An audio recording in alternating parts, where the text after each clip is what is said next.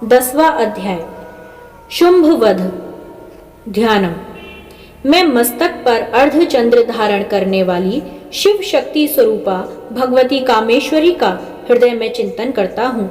वे तपाए हुए स्वर्ण के समान सुंदर हैं। सूर्य, चंद्रमा और अग्नि, ये ही तीन उनके नेत्र हैं तथा वे अपने मनोहर हाथों में धनुष बाण, अंकुश, पाश और शूल धारण किए हुए हैं।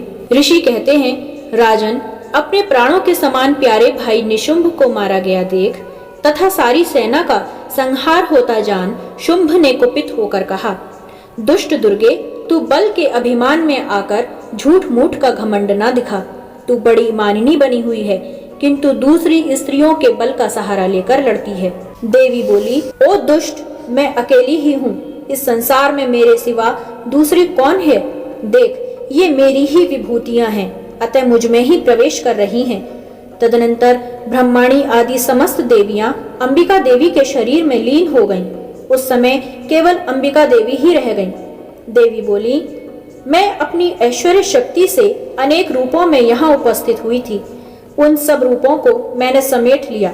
अब अकेली ही युद्ध में खड़ी हूँ, तुम भी स्थिर हो जाओ। ऋषि कहते हैं, तदनंतर देवी और शुंभ दोनों में सब देवताओं तथा दानवों के देखते देखते भयंकर युद्ध छिड़ गया।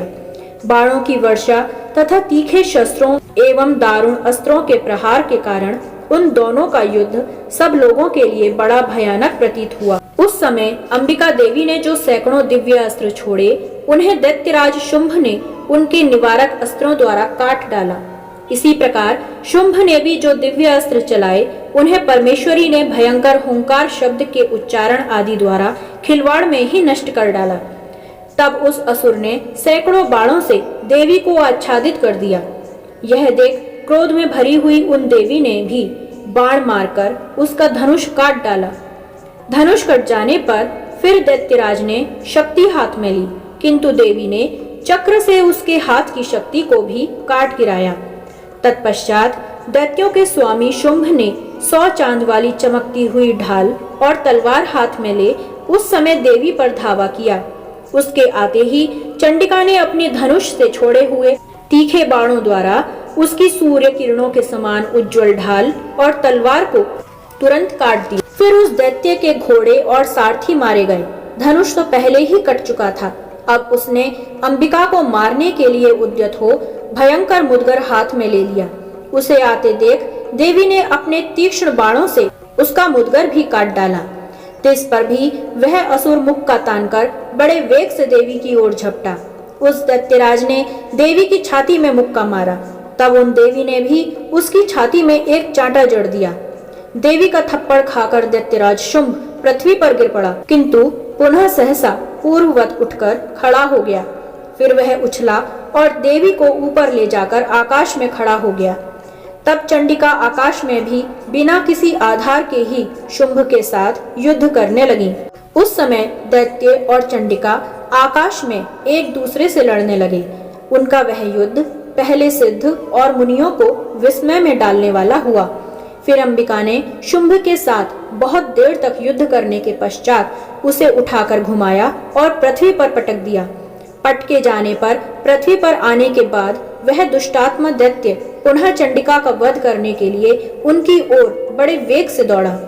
तब समस्त दैत्यों के राजा शुंभ को अपनी ओर आते देख देवी ने त्रिशूल से उसकी छाती छेदकर उसे पृथ्वी पर गिरा दिया।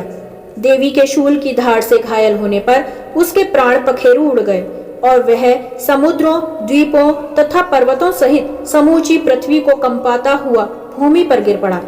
तदनंतर उस दुरात्मा के मारे जाने पर संपूर्ण जगत प्रसन्न एवं पूर्ण स्वस्थ हो गया तथा आकाश स्वच्छ दिखाई देने लगा।